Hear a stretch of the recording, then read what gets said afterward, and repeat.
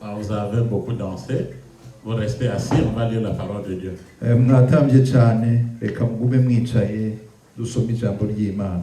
Matthieu chapitre 14, Matayo igice cya 14 verset 3 kuva ku murongo wa 3 à 12. gushika ku murongo wa 12.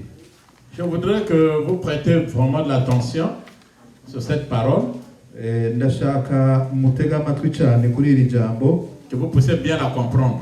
kugira ngo mushobore kuza kurisobanukirwa. Matthieu 14, Matayo 14 verset 3 à 12. kuva ku murongo wa 3 gushika ku murongo wa 12. Alléluia. Amen. Papa François va lire. Ndasoma mu izina rya Yesu. Kuko Herode yari yarafashe Yohana akamuboha akamushira mu ibohero kubwa Herodiya muka Filipo mwene se. Kuko Yohana yari yarabwiye Herode ati nikizira ntumwabire.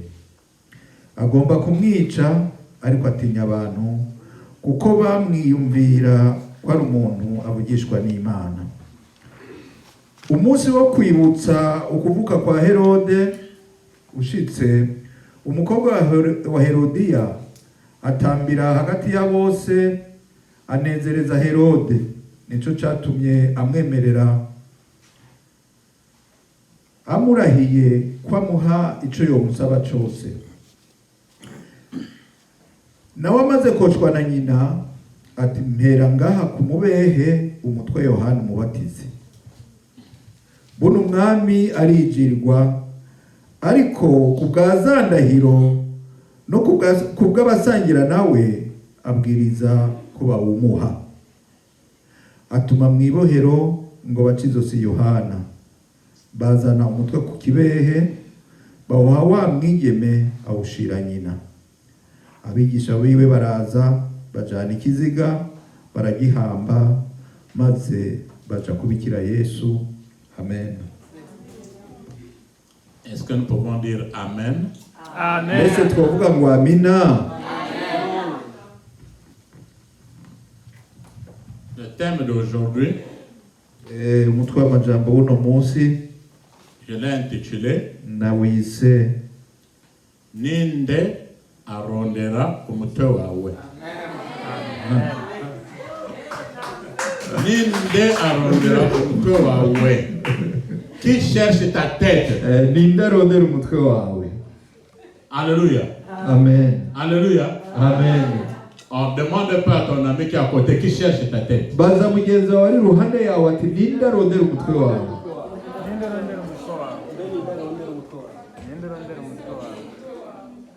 Malingala nani azali koluka mutu na yo. Ico kimwe mwiri abivuze mwiringara ninde arondera umutwe wawe. La tête de Jean-Baptiste décapité. Umutwe wa Yohani Batista bawuciye. Jean-Baptiste, Yohani Batista, je ne savais pas que les Burundais et les Rwandais parlent aussi hébreu. sinari nzi yuko abarundi n'abanyarwanda bavuga igiheburayo. Amen. Amen. Parce que Jean en hébreu c'est Yohana. Kuko Jean, izina Jean mu gifaransa mu giheburayo ni Yohana nkuko tubivuga mu kirundi no mu kinyarwanda. Alléluia. Amen. Yohana. Ni Yohana nyene. Qui veut dire Dieu fait grâce. Rishatse gusigura ngo Imana igira ubuntu. Et Baptiste, Batista nayo ça vient de grec, rivuye mu kigiriki, Batzel, qui Bazel, veut dire celui qui émerge. risigura utanguye guseruka. Vous voyez qu'il avait un très beau nom. Murabona ko yari afise amazina meza. Entre l'Ancien Testament et le Nouveau Testament, Hagati y'isezerano rya kera n'isezerano rica, donc l'époque néo-testamentaire, muri ico gihe kihinduka jusqu'au Nouveau Testament, uja ugushika isezerano rishya il y a ritanguye eu près de 500 ans que Dieu ne parlait plus aux prophètes. haciye hafi imyaka 500 imana itavugishije umuhanuzi n'umwe. Tout de suite, vous venez d'avoir des prophéties. Muri kano kanya muhereze kuhanurirwa, Ça va continuer bizokomeza après la prédication. inyuma y'ubutumwa. C'est le Saint-Esprit qui nous dirige, n'est-ce pas? Ni muhemu w'Imana adukoresha. Alléluia. Amen. Dieu ne parlait plus aux prophètes. Imana ntabwo yari ikivugisha abahanuzi. Donc entre l'époque de Malachie, le prophète Malachie, au prophète Jean-Baptiste, près de 500 ans, Dieu ne parlait plus. Kuva rero ku gihe cya Malakiya gushika ku gihe cya Yohani Batista haciye hafi imyaka 500 atabuhanuzi busohotse. Mais depuis l'Ancien Testament, ariko kuva ku itanguriro rya kera, ku isezerano rya kera, la prophétie de Jean-Baptiste était sortie 800 ans avant. Imyaka 800 imbere ubuhanuzi bwerekeye Yohani Batista bwari bwarasohoye. Qui peut lire Ésaïe, chapitre 40, verset 3. Ninde yosoma muri Yesaya igice cya 40 umurongo wa 3. Je vous rappelle que c'est un enseignement. Ndabibutsa ko ari inyigisho. Donc vous pouvez avoir même 10 versets bibliques, c'est pas grave.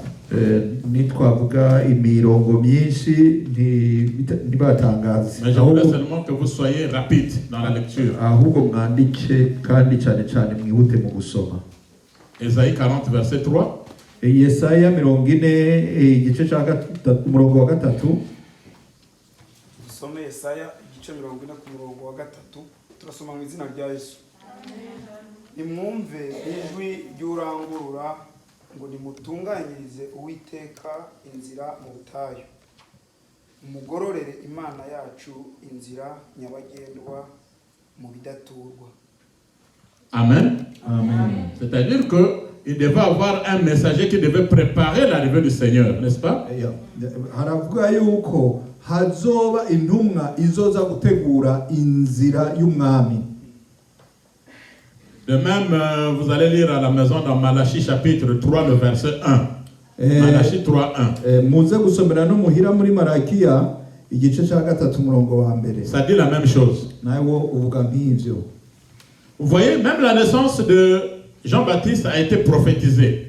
Murabona rero ko nivuka rya Yohani Batista ryari ryarahanuwe.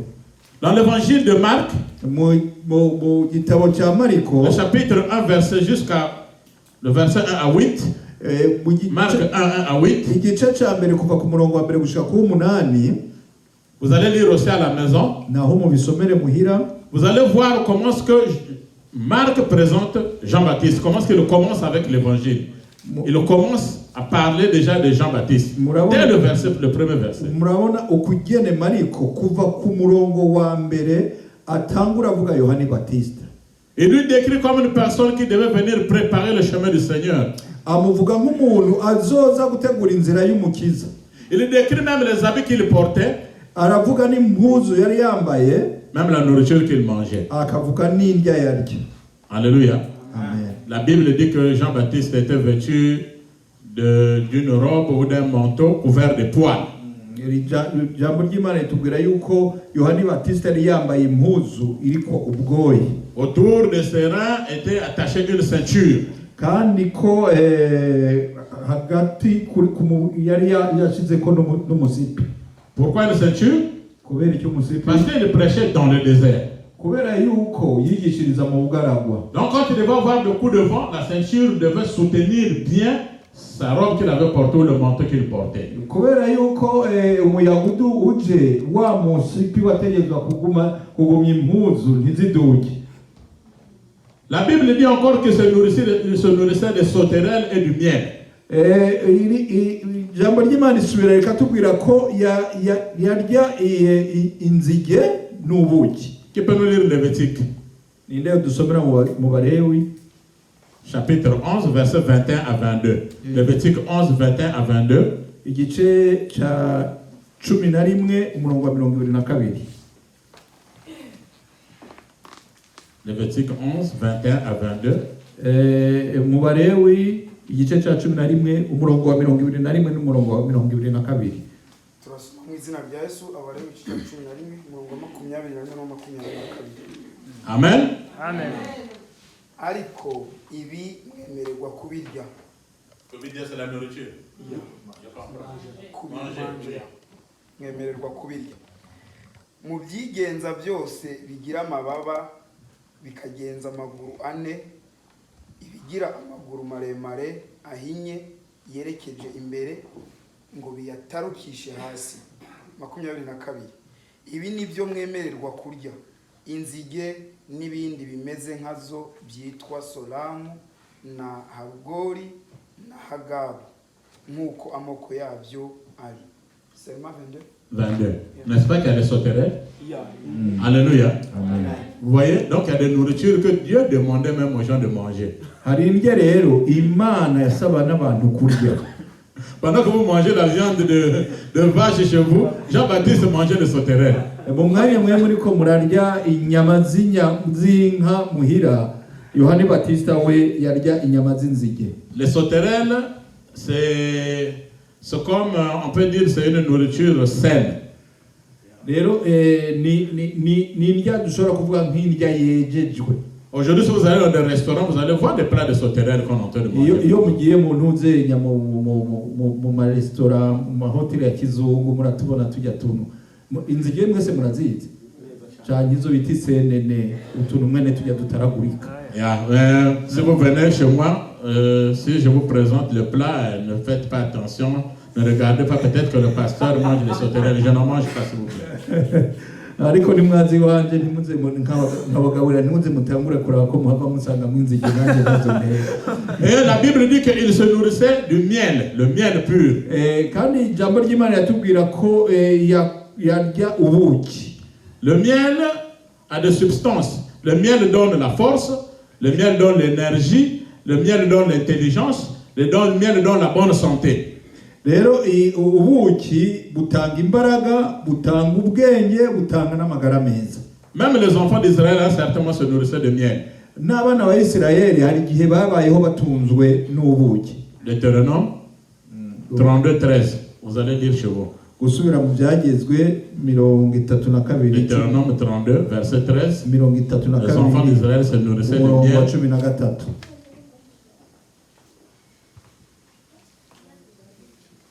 Ariko dusomera muhira. Alléluia. Amen. Alléluia. Vous allez lire à la maison. Deutéronome 32 verset 13. Mu Kinyarwanda ni gutegekwa kwa kabiri. Okay. Alléluia. Gusubira mu byagezwe. Amen. Suivez bien cet enseignement. Mukurikire inyigisho. Soyez branchés. Est-ce que vous êtes là? Levez les mains. Turi kumwe mu maniki biganza. Ok. Que Dieu vous bénisse abondamment.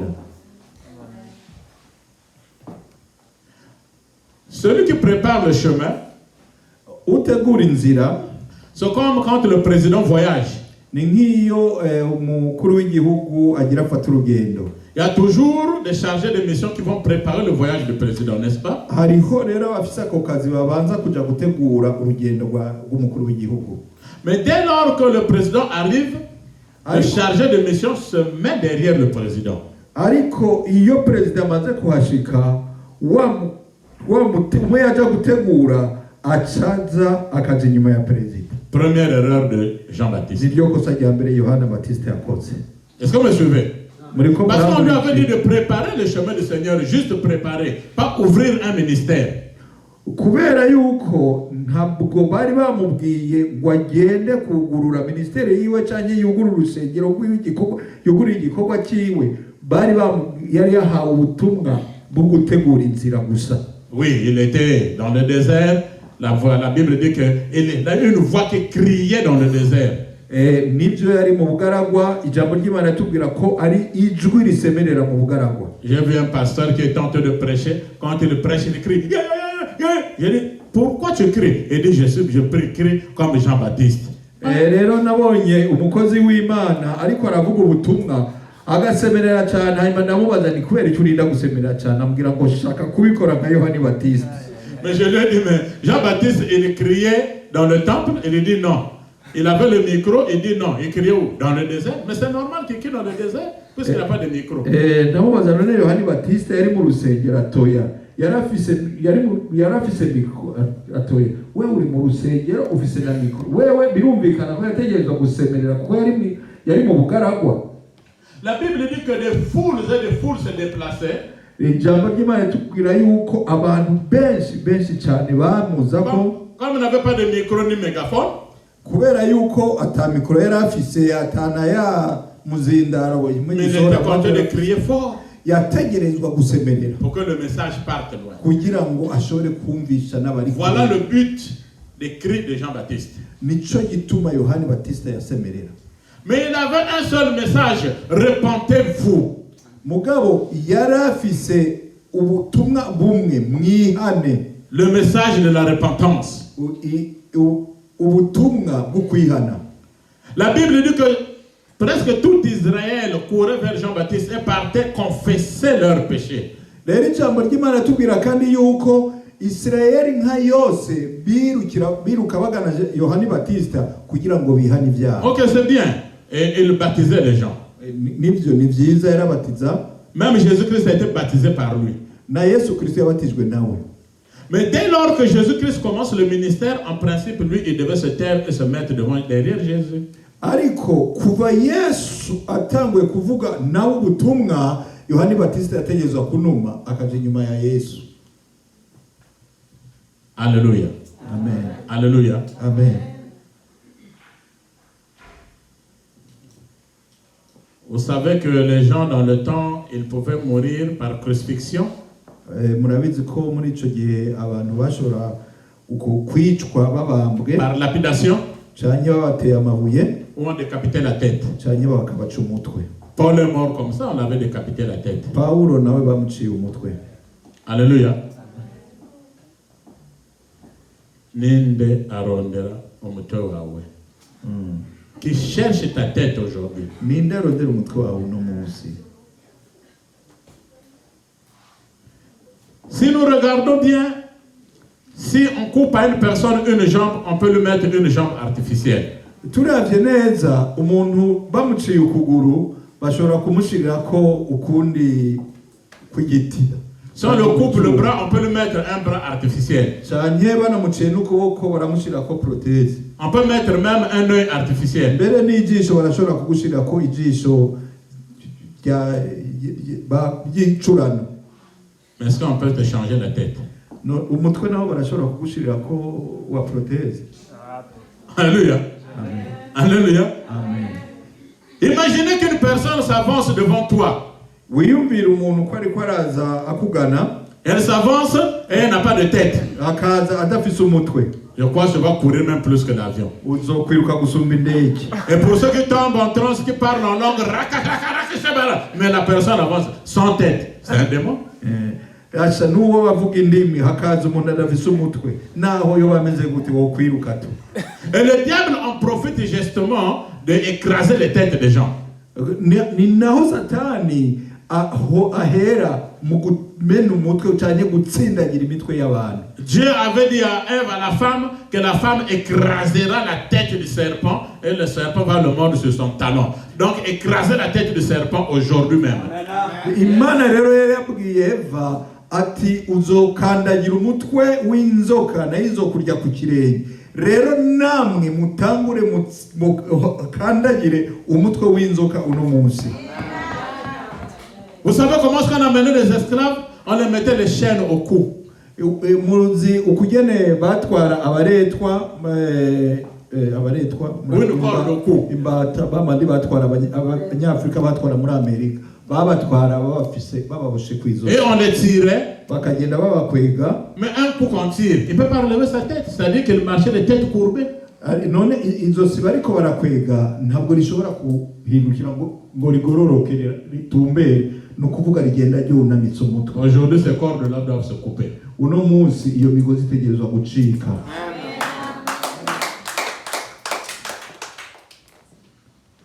Comment est-ce qu'on avait eu Samson?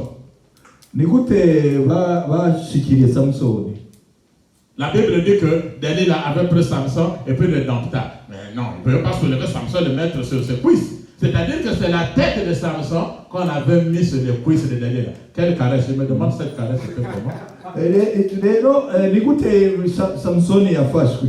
Ijambo ry'Imana rivuga ngo Delila ngo yari yafashe ngo Samsoni yaramuhendagiza, ariko turazi ko Delila atashobora guterura Samsoni ngo amwicarike ku bibero byiwe byose. Wese ni umutwe gusa yari yafashe ashira ku bibero byiwe atangura guhendahenda. Ubwo bwari ubuhe bwoko bwo guhendahenda? Il portait 7 cheveux. Yari afise imishatsi indwi, C'est-à-dire que les 7 jours de la semaine, ibitsibo ndwi, ibyo bitsibo bisigura iminsi indwi igize indwi. aucun jour de la semaine un homme ne pouvait le battre. Bisigura ko nta munsi n'umwe mu ndwi hashobora kuboneka umutsinda. Mais jusqu'à ce que la femme avait cherché son secret. Gushikaho umugore yamenye ibanga ryiwe.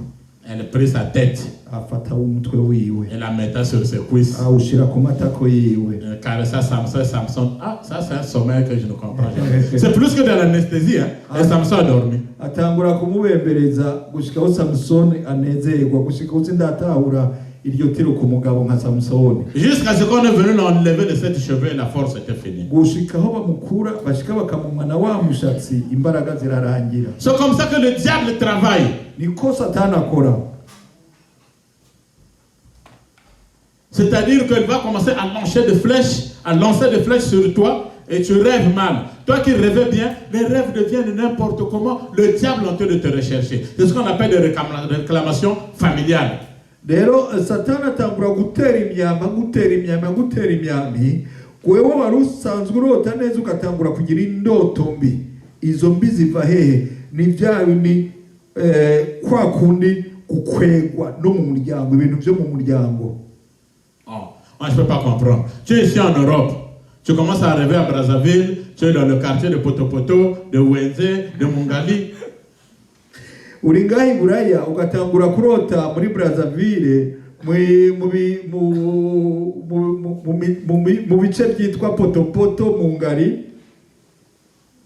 Quand tu étais au pays, tu ne rêvais pas l'Europe. Ariko ukiriyo ntiwarota ino. Mais depuis que tu es venu en Europe, tu ne peux que rêver. Tu es dans le marché de Bouiza, là-bas à Bujumbura, de Kamenge.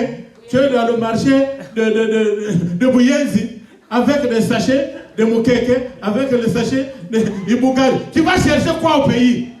Ariko uri Buraya utangura kurota urose uri mu Bwizi, Burundi, mu Kamenge, mu Buyenzi, n'agasashe k'imikeke, n'agasashe k'ubugari. Gute wasubiye hariya mu bugari?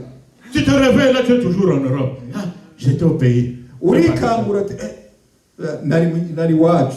Qui cherche ta tête? Ninda rondera umutwe wawe. Alléluia. Il y a une personne qui est morte d'un AVC, accident vasculaire cérébral, dans la Bible. Hari umuntu yishwe na AVC yangwara. AVC Kirundi ntayibaho. Le sang qui se bloque ne circule plus. Ni ingwara ufata mu mutwe, amaraso ntabagitembera neza, ubwonko bugahagarara n'umubiri wose ukacuhagarara ugatangura. Vous le connaissez? Yishwe na AVC ari muri n'umuntu wo muri Bibiliya, muramuzi? Vous le connaissez? Non. Oui, l'AVC a commencé depuis longtemps. Il s'appelait Élie, le père spirituel de Samuel. Yitwa Eliya, se mu mwuka wa Samuel. Les mauvaises nouvelles. Amakuru mabi. Bouchez vos oreilles. Mugara amatwi yanyu. Car l'adage burundais dit que si tu continues à donner tes oreilles, ils finiront par te bouffer la tête. Kuko umugani w'ikirundi uvuga ngo niwatanga amatwi bazoryana n'umutwe. Alléluia. Amen. On veut lui donner l'information. Tes enfants sont partis au front là-bas. Tous les enfants sont morts. Aïe, aïe, aïe, aïe, aïe, aïe, aïe. Bakaza rero bakamubwira Neriya tuvuga, bakaza bakamubwira ati abana bawe bagiye ku rugamba bose bahenzeyo. Bagaruka bakamuha ayo makuru na umutwe ugatangura gucangana. Ce n'est pas fini. Un autre vient lui dire tel qu'on est là, on a déjà volé l'arche de Dieu dans le camp de Philistins. Le monsieur a piqué le Christ. C'était un AVC. Il est tombé et la nuque s'est cassée. Il est mort. Barasubira bagaruka bakamubwira ati aho uri ngaho ihema ryera ry'Imana baryivye mu nkambi y'Abafilistiya. Ubundi asubira kubabara mu mutwe, ubwaragwa akoroka ku ntebe akubita agakomokomo hasi arapfa. Si nous regardons de l'autre côté, Samson, sa tête a été coupée. Uravye ku rundi ruhande, Samsoni nawe umutwe we barawuciye. Absalom, le fils de David. Absalomu umuhungu wa Dawidi. La Bible dit que quand il pourchassait David, il pourchassait David, ijambo ry'Imana itubwira ngo igihe mu gihe ariko arakurikira Dawidi, il était monté sur un mulet. yari yaduze ku ngamiya. Le mulet, c'est un animal qui est formé de deux espèces d'animaux ou d'animaux. Ingamiya rero C'est-à-dire que c'est un âne donne sa couple avec un cheval, ils sortent un mulet. Ni igikoko kivuye mu ndogobwa n'ifarasi. Nukuvuga ifarasi iyo irongo y'indogobwa bibyara ico gikoko. Comme chez nous les hommes, il y a des métis. Nka kugi wacu hari abametisi warongowe n'umuzungu n'umwirabura. Il monte sur l'animal, aja kuri ico gikoko, il se déplace en vitesse. Kigenda kiruka. La Bible dit que sa tête est allée rentrer dans une branche d'arbre. Ijambo ry'Imana ivuga yuko umutwe we wagiye kwinjira mu giti. Et le mulet est passé outre. Hanyuma gikoko gikomeza kiruka. Le corps est resté suspendu, il est resté suspendu du matin jusqu'au soir. Le corps umubiri wa entre ciel et terre. Umubiri wa Absaloni uguma wene na kuri ca giti kuva mu gitondo gushika ku mugoroba. La tête. Umutwe. Alléluia. Amen.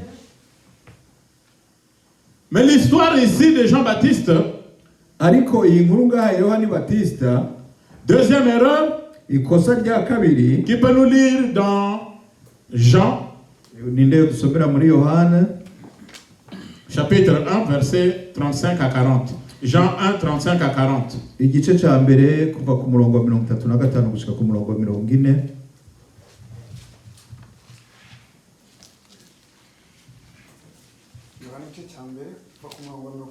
Oui, Jean 1, 35 à 40. Turasoma mu izina rya Yesu. Umutwe w'amagambo uravuga ngo Andereya na Simoni bakurikira Yesu. Bukeye bwaho Yohana yongera guhagararana n'abigishwa be babiri. Yitegereza Yesu agenda aravuga ati, nguyu umwana w'intama w'Imana. Voici l'agneau qui ôte le péché du monde. Abo bigishwa bombi bumvise avuze atyo bakurikira Yesu. Yesu arahindukira abona bamukurikiye arababaza ati, murashaka iki?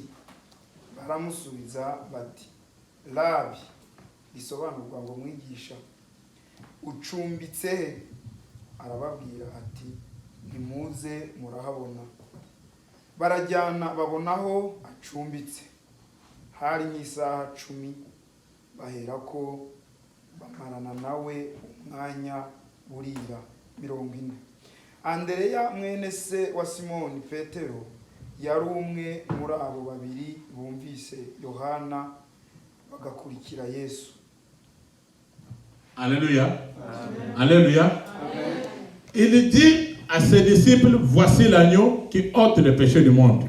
Abwira abigishwa biwe ati, nguyu mwagazima w'intama ukura abantu ibicumuro. La Bible dit que deux de ses disciples, donc de Jean-Baptiste, l'ont quitté, ont suivi Jésus. Ijambo ry'Imana yatubwira yuko babiri mu bigishwa ba Yohani Batista baciye bamuheba bakurikira Yesu. Il y avait André, hariho Andereya, et il y avait Jean. hakaba na Yohana. Le nom de Jean n'est pas écrit dedans. Izina rya Yohani ryanditse muri Bibiliya. Mais Jean est le seul à avoir décrit ce scénario. Donc, les théologiens attribuent la deuxième personne que c'était Jean. Ariko Yohana niwe yavuze iyo nkuru, niwe wenyine yavuze iyo nkuru.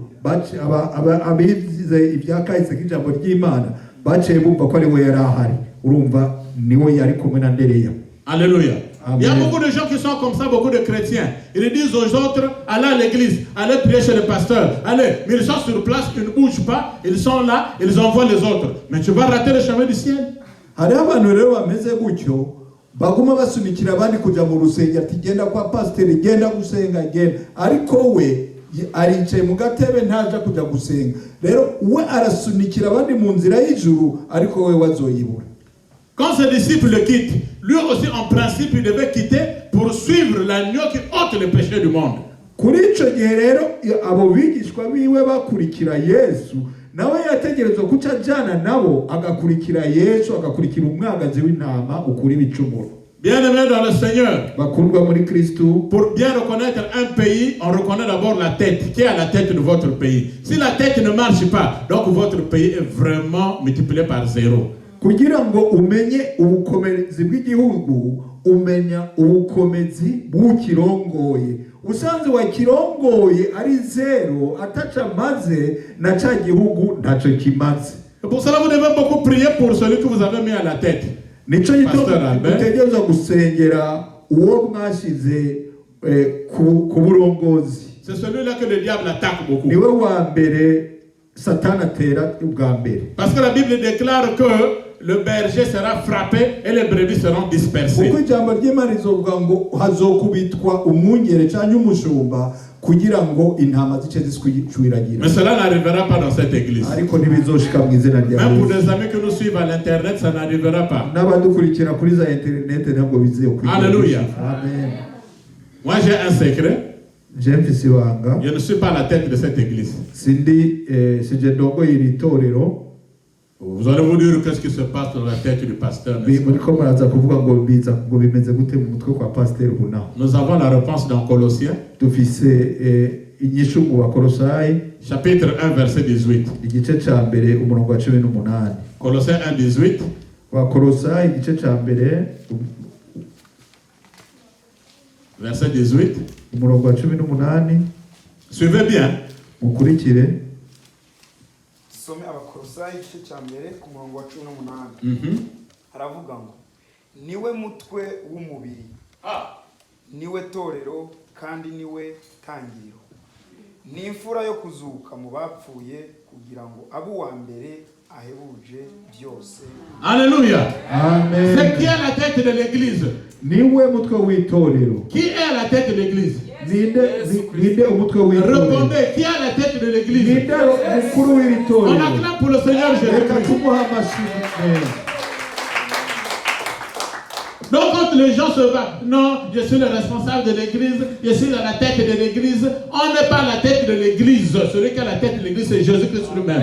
Rero iyo abakozi b'Imana bariko baragwana ngo nije ndongo itorero nije ndi ku mutwe w'itorero baba bariko barihenda kuko uri ku mutwe w'itorero ni Yesu Mais je Kristo. peux dire que je suis peut-être à la deuxième position, c'est tout. Ndashobora kuvuga nti ndaza ubwa kabiri. Si tous les prédicateurs pouvaient comprendre, et ceux qui dirigent les églises, ils pouvaient comprendre que c'est Jésus-Christ qui a la tête des églises. Il ne devait plus avoir de guerre dans les églises. yoba abakozi b'Imana bashobora gutahura ko ibanga ry'uko Yesu Kristo arongoye itorero nta ngorane zosubiye kuba mu matorero. Vous savez ce qui s'est passé entre Aaron, Myriam et Moïse? Murazi byabaye hagati ya Aroni na Miriyamu na Mose. Aaron voulait prendre la place de Moïse. Nuko Aroni yashaka gufata ikibanza ca Mose. Parce que Moïse avait pris une femme éthiopienne. Kuko Mose yari yarongoye umunyetiyopiyakazi. Dieu ne parle-t-il comme Moïse? Dieu ne parle-t-il comme Moïse? Ça c'est Aaron et Myriam. Aroni atangura kubaza ati mbega Imana ivugisha gusa Mose. Hey, mais le contrat a été signé entre Moïse et Dieu. Ariko amasezerano yabaye hagati y'Imana na Mose. Pourquoi je le dis? Kuki ndabivuze? Que Aaron c'était un barbare type, il ne pouvait pas diriger l'église, il ne peut pas diriger les enfants d'Israël. Kubera yuko imico ya Aroni ntiyari yo kurongora ubwoko bwa Isirayeli. Ok, ils ont accusé Moïse qu'il a pris une femme éthiopienne. Nivyo bahora Mose ko yarongoye umukobwa w'umunyetiyopiyakazi. Mais il a suffi seulement un seul jour, quand Moïse se retire, pour que Aaron parte fabriquer un dieu de bois en or. Quelle est cette personne qui devait conduire les enfants? Ariko umunsi umwe gusa Mose atari hari yagiye kubonana n'Imana, Aroni yaciye akora intama mu mafeza mu mazahabu ayigira ikigirwamana cy'abanyisirayeli. En principe, entre Aaron et Josué, qui devait prendre la relève? C'était Aaron, parce qu'il était proche de Moïse. Mu bisanzwe Aroni inyuma ya Mose niwe yari ushobora kurongora ubwoko bw'abanyisirayeli yari kuba Yosuwa.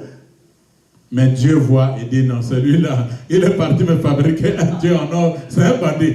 Ariko Imana yaramuravye ati uyu mugabo gatonya ronsa kanya gatonya acagenda gukora ikigirwamana cy'inka, uyu nta nico yomara. Donc même la tête de Rero la famille, n'umutwe w'umuryango, l'homme, umugabo vous devez beaucoup prier pour ceux qui sont à la tête de votre famille. C'est-à-dire que le mari, parce que si le diable frappe le mari, toute la famille se disperse. Vous voyez souvent quand un mari meurt, en Afrique, on chasse les enfants, on chasse la femme, parce que la tête n'est plus. rero no mu ngo mutegerezwa gusengera umutwe w'urugo umugabo kuko satana mukubise umuryango urashwiragira. Murabona no muri Afrika iyo umugabo apfuye mu miryango imwe baraza bagasohora umugore n'abana.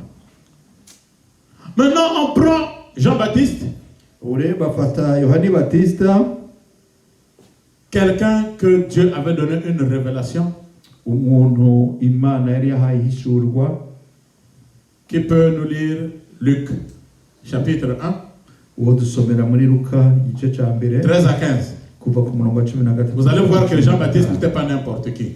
13 à 15. 13 gushika ku murongo wa 15. Est-ce que vous savez qu'il y a des gens qui ont reçu le Saint-Esprit depuis le ventre de leur maman, comme Jean-Baptiste? Murabizi ko hariho abantu bakiriye muhemu bakiri mu nda za ba nyina nka Yohani Batista. Luc chapitre 1, verset 13 à 15. Luka igice cya mbere kuva ku murongo wa 13 gushika ku wa 15. turasoma mu izina rya Yesu. Ariko marayika aramubwira ati witinya Zakariya kuko ibyo wasabye byumviswe. Umugore wawe Elizabeti azakubyarira umuhungu, uzamwite Yohana. Azakubera umunezero n'ibyishimo, kandi benshi bazanezererwa kuvuka kwe, kuko azaba umukuru imbere y'Umwami Imana. Ntazanywa vino cyangwa igishindisho cyose, kandi azuzuzwa umwuka wera ahereye akiva mu nda. Alors, qui parle? C'est Dieu qui parle. Dieu a envoyé un ange. Ninde avuga ni Imana ubwayo yarungitse umumarayika. C'est pour cela qu'il y a des pasteurs ou des hommes de Dieu qui transforment la parole de Dieu. Ils disent même que Jésus-Christ, le premier miracle qu'il avait fait, c'est transformer l'eau en vin. Mais comment Dieu dit à Jean-Baptiste que tu ne dois pas prendre même le vin? Dieu ne peut pas se contredire. Rero niho abakozi b'Imana bamwe babesha bakavuga mu gitangaza cya mbere Yesu yakoze yahinduye amazi mvinyu. Gute Yesu Imana yabujije Yohana Batista kuzonywa vino ariyo ihindura igakora vino kandi. Alléluia. Le vin que Jésus avait multiplié, c'était le vin sans alcool. Je vais vous le démontrer plus tard. Vino Yesu rero yahinduye yari vino itagiramo alcool. Qui ne saoule pas. Itaboreza. Vous voyez que cette personne, Jean-Baptiste, on dit qu'il était né. Depuis le ventre de sa mère, le Saint-Esprit l'avait visité. Murabona ko uyu muntu Yohani Batista kuva akiri munda, kuva kivuka munda ava munda kwa nyina yari yujujwe mpemu. Il a préparé le chemin du Seigneur. Ategura inzira y'umwami Yesu. Il a prêché. Aravuga ubutumwa. Des milliers de personnes sont venues confesser leurs péchés. Ibihumbi n'ibihumbagiza biraza biri hano imbere yiwe. Mais il y a eu un problème qui s'est passé. Hari ikibazo kimwe. Nous allons vers la fin. Turiko turaja. C'est ce texte-là que nous avons lu au début.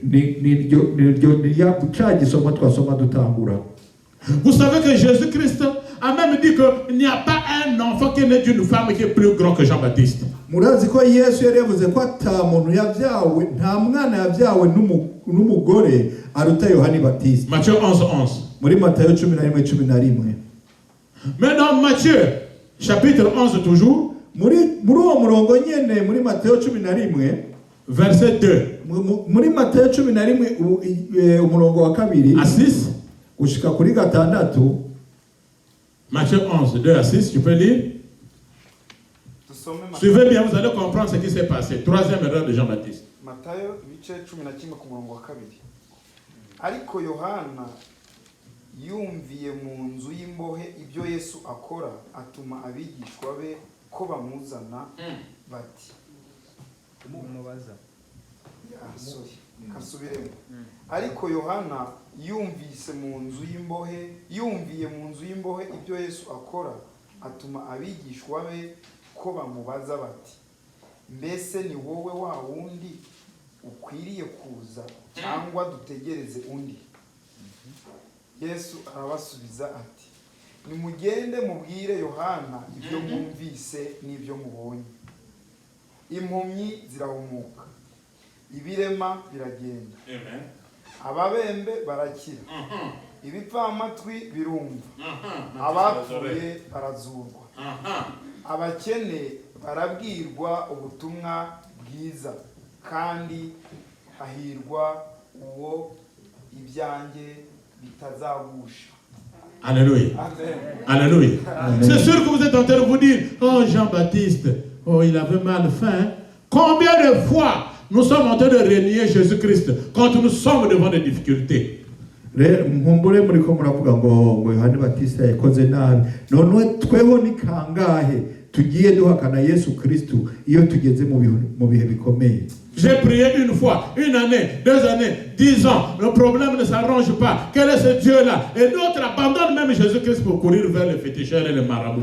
Narasenze umwaka umwe, 2, 3, 4 ariko nta nyishu ndaronka, none uyuhe Yesu Kristo ndiko ndasenga, ugasanga umuntu arataye yirutse no mu bapfumu no mu barozi. Celui qui a préparé le chemin du Seigneur, uwateguye inzira y'umwami, celui qui a baptisé Jésus-Christ, uwabatize Yesu Kristo, mais quand il est arrivé devant Hérode, amaze gushika imbere ya Herode, je vous avais dit que Hérode c'est un titre royal. narababwiye ko Herode ari nk'icubahiro c'ubwami, Parce que chaque Hérode avait son nom. kubera yuko umuherode umwe wese yagira irindi zina ryiwe. Hérode qui avait coupé la tête de Jean-Baptiste s'appelait Hérode Antipas. Herode rero yaciye umutwe Yohani Batista ni Herode Antipas. Il vivait à Tibériade, Niwe yaba i Tiberiyade, au nord-est d'Israël. mu buraruko bushira ubuseruko bwa Israeli. Tibériade en 2018 avait 44 234 habitants. Muri ico gihe 44 234 habitants. bari nk'ibihumbi 44 by'abatuye aho hantu. Maintenant, je ne sais plus. Ubu ntavyo nzi. Ce bandit de Hérode, Antipas, Uwo mugabo rero Herode il divorce avec sa femme. yari yataye umugore wiwe, Lors de son voyage à Rome, agiye i Roma, c'est là où il verra son demi-frère qu'on appelait Hérode Philippe. Suivez bien. niho yabonye mwene se yitwa Herode Filipo. Hérode Philippe n'avait pas de royaume. Herode Filipo rero nta bwami yari afise. Ça n'est pas dans la Bible, mais ça y est dans l'histoire l'histoire juive, la tradition juive. Ntibyanditswe mugabo byanditswe muri kahise k'abayahudi. Et je suis enseignant, je sais ce que je vous dis exactement. Nuko ndazi ko ndiko ndababwira ukuri. Alléluia. Amen. Alléluia. Amen. C'est là où il va croiser Hérode Philippe, qui faisait son commerce, il était homme d'affaires. Niho yahuye n'uwo mwene wabo Filipo yari umudandaza. Et la femme d'Hérode Philippe s'appelait Hérodias. Muka Filipo rero nawe yitwa Herodias. Il divorce lui-même, il fait divorcer Hérode Philippe, il vole sa femme, donc la femme de son frère. Rero ahebagwiwe acagenda no kwiba umugore wa mwene wabo. N'est-ce pas là un bandit? Subusuma. Amen. Amen. Selon Lévitique, tu ne peux pas prendre la femme de ton frère. C'est ce qu'on appelle l'inceste. Mu mategeko ntabwo byakunda kutwara umugore wa mwene wanyu cyaba ari icyaha. Et cette femme, quand elle quitte le foyer, vous savez, il y a de ces femmes qui aiment les honneurs. Femme d'un commerçant, oui. Devenir femme maintenant d'un roi. Donc, avant m'appeler reine, elle a préféré suivre donc le roi. Rero hari abagore bakunda ivyubahiro, urumva naho yari mwene wabo, umugore wa mwene wabo, hamaze kuza uwitwa umwami yaciye aheba umudandaza akurikira umwami kubera icubahiro. Et quand donc Hérodias quitte le foyer, elle amène sa fille qu'on appelait Salomé. Hanyuma rero mu kugenda Herodias yajanye n'umukobwa wiwe yitwa Salome. Retenez bien le nom de Salomé. Mugumye iryo zina rya Salome. C'est un nom problématique. Ni zina riri mu bibazo. Pas Salomon, Salomé. Si Salomo, ni Salome. Alléluia. Amen. Et lors de l'anniversaire maintenant de Hérode Antipas, igihe rero cyo kwibuka umunsi wibuka wa Herode wa Antipas, Salomé avait bien dansé. Wa mwana w'umukobwa aratamba cyane. Et le roi était content. Umwami aranezerwa. Entre-temps, Jean-Baptiste avait dit au roi Hérode Antipas que ce n'est pas bon ce que tu as fait, réponds-toi. Puisqu'il prêchait sur la repentance. Ariko hagati aho Yohani Batista yari yarabwiye umwami ati ibyo bintu ukoze sivyo kuko yari asanzwe yigisha kwihana. Il avait mal fait? Yari yagize nabi se? Non, il avait très bien fait. Yari yagize neza. Il n'a fait que prêcher la parole de Dieu. Yari yavuze ubutumwa bw'Imana. Combien de personnes ont peur de prêcher la parole de Dieu? Quand ils sont devant les politiciens, ils tremblent et la peur de la mort. Rero ni bangahe batinya kuvuga ubutumwa iyo bageze imbere y'abakomeye y'abanyepolitike n'abantu bahambaye. Même si le président l'a fait mal, il dit papa, Dieu m'a montré que vous êtes l'homme qu'il a choisi. En tout cas, allez devant. C'est une fausse prophétie juste pour avoir de l'argent. Niyo umukuru yogira nabi akagenda amubwira gusa ngo ya neretswe niwe Imana yahisemo kugira yirongera amafaranga. Jean-Baptiste avait dit la vérité. Jean-Baptiste avait dit la vérité. Yohani Batista rero yavuze ukuri. Malheureusement, on le prend, on le met en prison, on va même le ligoter les pieds. Rero ariko kwa kuri kwaramukwegeye baje bamufata bamuta mwirohoreo baramuboha n'amaguru. Maintenant, le jour de son anniversaire, Salomé a bien dansé. Wa musi rero w'isabukuru ugeze wa Salomon aratamba aranezereza umwami. Le roi lui demande ce que tu veux que je te donne. Hanyuma umwami amubwira ati mbwira icyo ushaka ndakiguha. Vous vous rappelez dans la Bible à qui Dieu avait demandé de poser cette question? Dans l'Ancien Testament, Dieu avait dit à quelqu'un, demande tout ce que tu veux, je vais te le donner. Muribuka muri Bibiliya ko ari umuntu Imana yari yabwiye ati nsaba icyo ushaka ndakiguha. Salomon, alléluia. Amen. Vous voyez la différence entre Salomon et Salomé, même si c'est deux noms un peu de ressemblance, mais c'est très différent. Murumva itandukanyirizo rya Salomo na Salome. Naho amazina agomba gusa umwivyo uko yasabye n'undi ko yasabye. Salomon avait demandé l'intelligence et la sagesse. Salomo rero we yari yasabye ubwenge no kumenya guca imanza mu bwitonzi. Mais cette fille-là court vers sa maman pour aller demander conseil. Sa maman dit, demande au roi seulement la tête de Jean-Baptiste. Wa mwana rero yirukanka kwa nyina kumubaza ati none nsaba iki? Nyina amubwira ati saba umutwe wa Yohani Batista. Qui cherche ta tête? Ninde arondera umutwe wawe? Qui cherche ta tête aujourd'hui? Qui cherche ta tête aujourd'hui? Ninde arondera umutwe wawe no munsi? Celui qui touche ta tête par enthousiasme va mourir, il est volontaire à la mort. Uzokora ku mutwe wawe ariko aratumbera urupfu, uzokora ku mutwe wawe azopfa. Je me rappelle qu'il y a un président américain qui disait, avant qu'il ne quitte le pouvoir, la tête d'un président africain là devait tomber. Donc on s'occupe de la tête.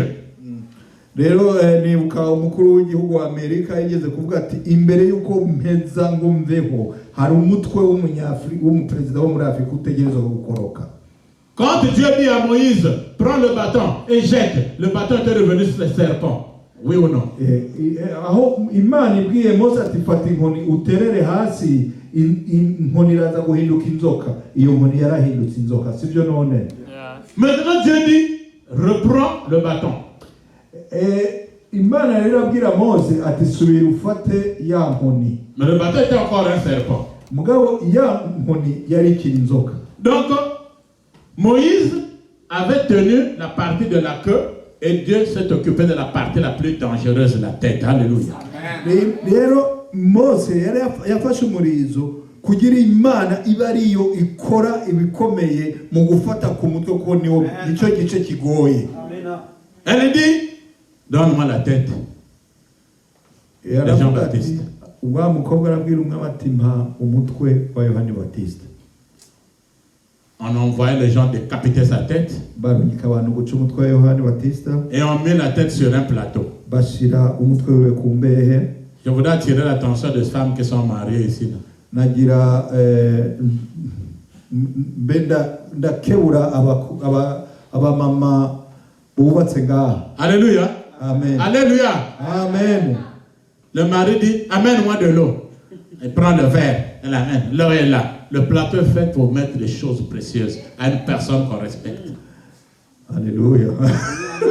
Nagira ndabakebure rero umugabo avuze ati nzanira amazi ukaca wiruka ukazana ikirahuri kijejeta gutya. Imbehe yakorewe gushira ku ibintu byiza bazanira abantu bahaye agaciro. Alléluia. Amen. Oui. Désormais, quand le mari dit, donne-moi de l'eau, mets ça sur un plateau. Quand tu amènes, il a même le goût de prendre cette eau. Mais quand tu dis, amène-moi de l'eau, il prend le verre, l'eau est là. C'est vraiment mauvais. Rero ndabakebura umugabo ubone ababwira ngo muzane amazi muze mufate ikirahuri mugishire kuri plateau mujane biri kuri plateau bizomuha n'imbaraga zo kunywa ayo mazi ariko niba twari ururahuri gutya azoyona ati umugore wanje nta kuba. Même dans les grands restaurants, on n'amène pas la nourriture comme ça, on met sur les plateaux. No mu maresitora akomeye ntabwo bazana indya mu isahani ngo bazikuzanire gutya bazibanza gushira kuri plateau. Amen. Amen. Mais celle-là amène la tête d'une personne. Moi, je ne sais pas, il y a des enfants qui sont courageux. Une fillette comme ça avec une tête d'une personne, et la maman prend cette tête. Elle avait amené cette tête là-haut. C'est juste pour jeter après. Rero uwo mwana ibyiwe byari biteye ubwoba umwana ngana gutyo n'imbehe n'umutwe w'umuntu ashiriye nyina qui cherche à couper ta tête. N'indarondera umutwe. Alléluia. Maintenant que nous progressons petit à petit vers la fin de l'année, les sorciers, les satanistes ont déjà programmé la tête. Mais la tête qu'on va couper, ce n'est pas ta tête, c'est eux-mêmes qui vont tomber. Ubu muri iki gihe rero turiko turegereza igihe cy'impera y'umwaka abarozi abakorera satani abari mu maloje barateguye imitwe bazoca ku mpera y'umwaka ariko ndakubwiza ukuri mu mitwe bazocamwo ntagwa urimo mu izina rya Yesu Kristo. Alléluia. Amen. Qu'est-ce que Jean-Baptiste devait faire? None Yohani Baptiste yari gukora iki? Il devait dire, Seigneur, aie pitié de moi. Yategerezwa kuvuga ati mwami pense à moi. Nyiyumvire. J'ai quand même préparé ton chemin. Narateguye inzira yawe. Je suis sûr que Jésus-Christ devait changer et devait aller opérer un miracle. Ndabizi neza ko Yesu Kristo yari guhindura agakora igitangaza. Mais puisque dans Ésaïe 61, le verset 1 à 3 nous dit que Jésus-Christ, il était venu pour libérer les captifs, pour sortir les prisonniers de leur cachot. Kubera yuko muri Isaya batubwira yuko Yesu yari yaje gukiza no kubohora imbohe. Rero yari kunanirwa kubohora imbohe ari wamuteguriye. Qui avait libéré Jean et Paul et Pierre en prison? Ninde yabohoye Yohani na Petero mu ibohero? Paul et Silas en prison. Qui les avait libérés? Paulo na Silas ninde yabakuye mu ibohero? N'est-ce pas Jésus? Si Yesu Kristo. N'est-ce pas Jésus? Si Yesu Kristo. Mais pourquoi on ne peut pas libérer celui-là? Kubera iki atabohoye Yohana? Parce qu'il lui a manqué la foi. Peut-être que tu es seulement proche de ta réussite et tu commences à renier Jésus. Jésus a dit que celui qui me reniera en public, moi aussi je veux le renier. Uwegereje inyishu yawe uri hafi ariko warushe utanguye kwihakana Yesu ariko Yesu yavuze yuko uzonyihakana imbere y'abantu nanjye nzomwihakana imbere ya data. La réponse de Jésus était laquelle? Inyishu ya Yesu Kristo yari yihe? Allez dire à Jean-Baptiste genda mubwire Yohani Baptista que les aveugles voient, ko impumyi zibona, les sourds entendent, abatumva barumva, les muets parlent, les morts sont ressuscités et la bonne parole est prêchée. Et la bonne parole est prêchée. Comme je vous la prêche aujourd'hui. Dans une église où il n'y a pas de miracle, c'est une église qui est morte. Alléluia. Amen. Nous devons témoigner le nom de Jésus-Christ. En principe, tous les dimanches, je dois voir des témoignages ici. Ce n'est pas la réponse d'une personne, mais de Jésus-Christ lui-même.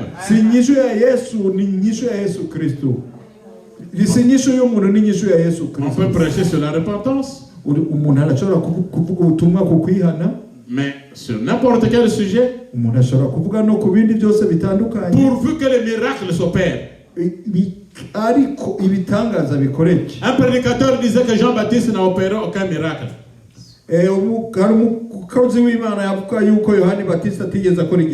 Pourquoi l'appeler prophète? Prophète, étymologiquement parlant, c'est celui qui parle de la part de Dieu et celui qui parle de Dieu. C'est-à-dire que nous qui prêchons ici, nous sommes des prophètes. Nous parlons de Dieu.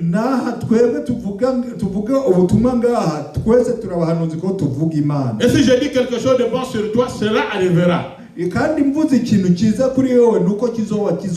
Alléluia. Jean-Baptiste a opéré le miracle, je peux le confirmer. Parce qu'il n'y a pas un plus grand miracle que se repentir. Vous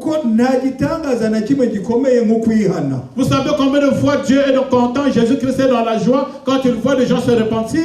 Beaucoup de gens se sont repentis au temps de Jean-Baptiste. Muri yumvira umunezero Imana igira umunezero Yesu agira mu gihe hari abantu bariko barihana n'abantu benshi bihanye ku bwa Yohani Batista rero. On le prend, le coupe la tête. Baramufasha bamuciye umutwe. Si la tête de Jean-Baptiste a été coupée pour que la tienne soit élevée aujourd'hui. Bisho nuko umutwe wa Yohani Batista waciwe kugira gwawe uduzwe uno munsi. Même Jésus-Christ à la croix. Parmi ses dernières paroles, il a dit Père, tout est accompli. Mais la Bible dit qu'il baissa sa tête. Si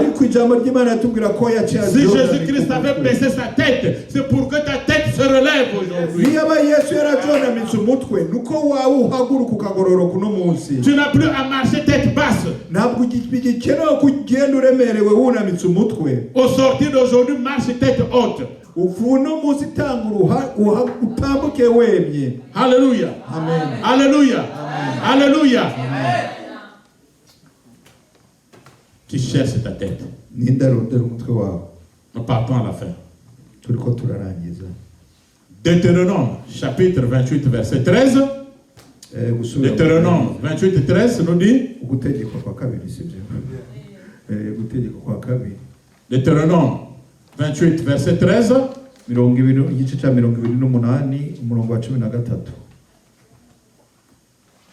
dit quoi? Deutéronome 28, verset 13.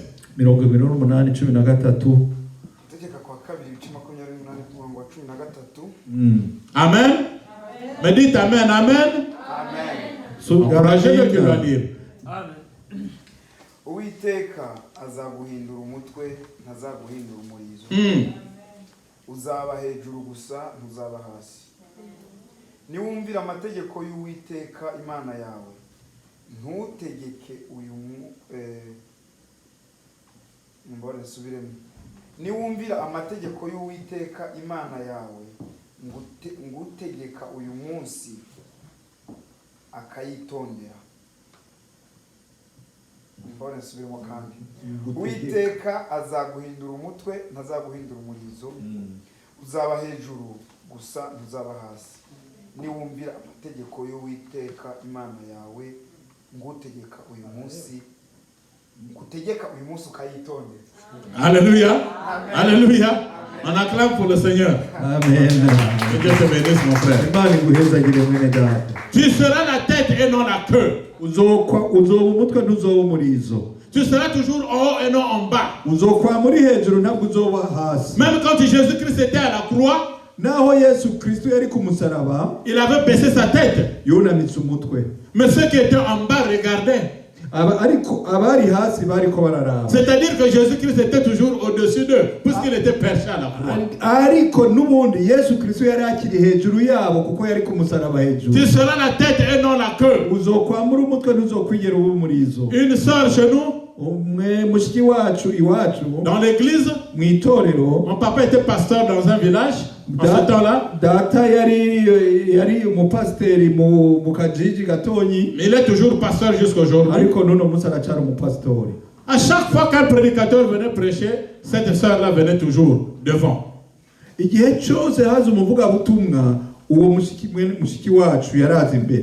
devez abandonner le vol. Oui, Seigneur, la première voleuse c'est moi. La première c'est moi. Elle est devant là. Elle vient s'agenouiller.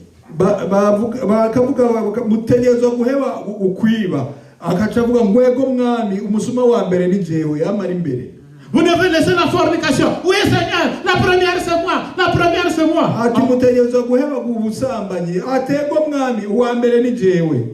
Vous devez laisser le mensonge. Oui, Seigneur, je suis la première. c'est la première menteuse. amutegereza guheba kubesha ati uwa mbere ni jewe mwami. Elle avait pratiquement dans 23 ans, 25 ans comme ça, elle partait à l'école.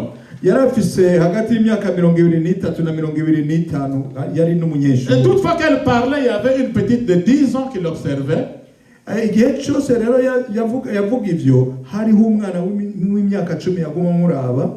Un jour devant tout le monde, umunsi umwe imbere y'abantu bose, cette petite là s'est levée et dit, ma soeur, wa mwana muto araza aravuga ati, est-ce que je peux te parler? mushiki wa mwene data ndashobora kukuvugisha. Alléluia. Amen. Les enfants que vous voyez là, il faut faire attention, Dieu leur parle. aba bana mubona rero muze muragaba mu byo mukora bafite ubwenge. Et il lui a posé une question, est-ce que tu sors première à l'école?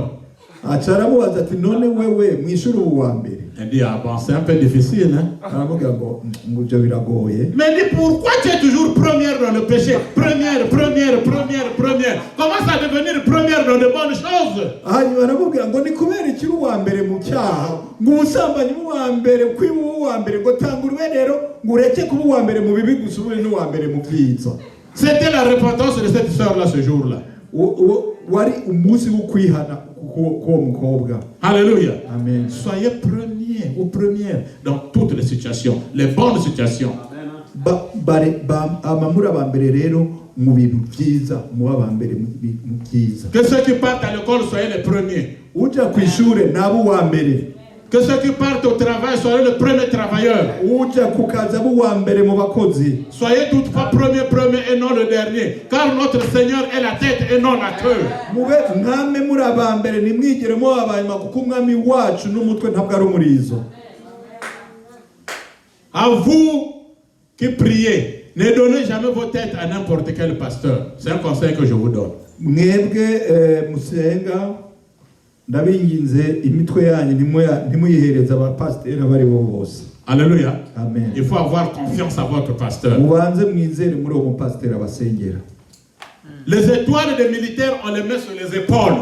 inyenyeri z'abasoda bazishira ku bitugu. Mais ton étoile se trouve sur ton front. ariko inyenyeri yawe iri ku ruhanga rwawe. Donc il y a des pratiquants qui sont rentrés dans les églises. Tu penses qu'ils ont en train de te bénir, ils ont en train de t'enlever ton étoile. rero hariho abakorera satani binjiye no mu matorero wibaza ngo kurambitse kw'ibiganza senga kumba gutwaye inyenyeri yawe. Alléluia. Amen. Nous allons nous lever. reka duhaguruke Nous allons faire cette déclaration. kugira ngo dutangaze. Ouvrez tous Psaume 118. mwese mwugurure muri zaburi 118. Psaume 118, le verset 17. zaburi 118 umurongo wa 17. Allez-y. Ouvrez. zaburi 118 umurongo wa 17. Tu peux lire, mon frère. Oui. Dusome Zaburi 118 umurongo wa 17. Sinzapfa ahubwo nzarama. Ntekerereze abantu imirimo Uwiteka yakoze. Alléluia. Dites, je ne mourrai pas, je vivrai. vuguti sinzapfa nzaramba. Dites ça avec foi, je ne mourrai pas, je vivrai. mubivuge mubisubiremwo ntabwo nzapfa nzabaho nzasaza. Je raconterai les bienfaits du Seigneur. nzothamya ukugira neza kw'Imana. David avait refusé la mort et il avait vieilli. Dawidi yarahakanye urupfu kandi yararamye. Alléluia. Amen. Mon grand-père, il s'appelait fidèle. Il ne croyait pas en Dieu. Mais il est mort à 106 ans. Mankaka, tu dois vivre encore pendant longtemps au nom de Jésus-Christ. rero sokuru wanje ntabwo yemera Imana ariko yagize imyaka 106. mama kaka ntabwo uzapfa uzaramba n'indi myaka myinshi. Alléluia. Amen. Alléluia. Amen. Alléluia. Quelle que soit la maladie, il faut refuser la mort. Dis, je ne mourrai pas, je vivrai. naho yoba ufise ingwara imeze gute hakanira urupfu uti sinzopfa nzorama. Alléluia. Amen. Que Dieu vous bénisse. Imana ibaheza Que Dieu vous bénisse. Imana ibaheza Que Dieu vous bénisse. Imana ibaheza